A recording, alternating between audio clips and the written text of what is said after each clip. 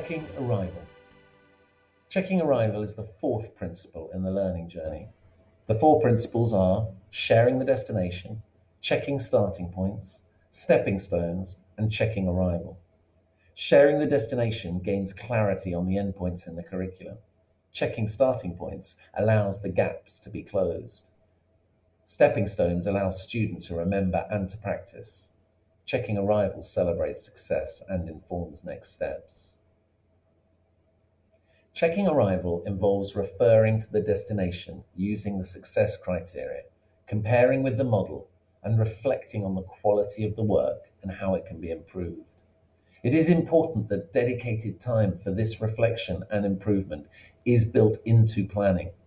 This is sometimes referred to as having DIRT time in each learning sequence: dedicated, improvement, reflection, time. Checking arrival in the learning journey involves thinking like a detective to work out where missteps have been made and where the next steps need to be.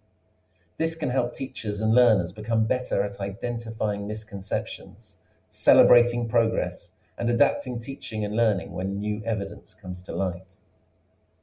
Once the checking has revealed a high success rate, you can remove scaffolds, set independent practice tasks, or home learning tasks. Checking arrival happens all the time, not just at the end of a lesson or activity. Questioning allows teachers to determine how well the material has been learned and to check for student understanding at each point. Involve all students in questioning by telling the answer or summarizing ideas to their neighbors, writing on a card or mini whiteboard and holding it up, using traffic lights or any other all-student response method of questioning. The aim is both to cement their learning, but also alert the teacher to when parts of the material need to be retaught. The most effective teachers also ask students to explain the process they used to answer the question, to explain how the answer was found. One of the best ways to check arrival is through the marking of written work. Try to model consistent marking codes that let students know how to apply the success criteria so they can move towards effective self and peer marking. Ensure feedback focuses more on what the student did well and should therefore repeat, rather than on the areas for development, which should be specific and linked to the success criteria. Students should be able to identify their own next steps from feedback given and, ideally, independently start repair activities. There should be frequent opportunities for students to check their own arrival at their own next step destinations within lesson time.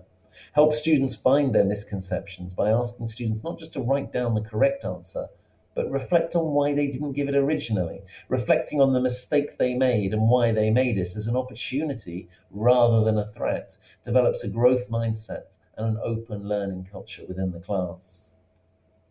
Like all aspects of the Wallingham learner, the reflection process itself has its own learning journey. Provide clarity on the destination about what good reflection looks like and ask them to reflect on their own reflection. Model reflection by providing live marking and feedback to students' oral answers. Use coaching techniques to build longer and longer answers, checking each one and feeding back using the success criteria at each stage. Once everyone is familiar with the success criteria, use other students to give feedback on oral answers to questions.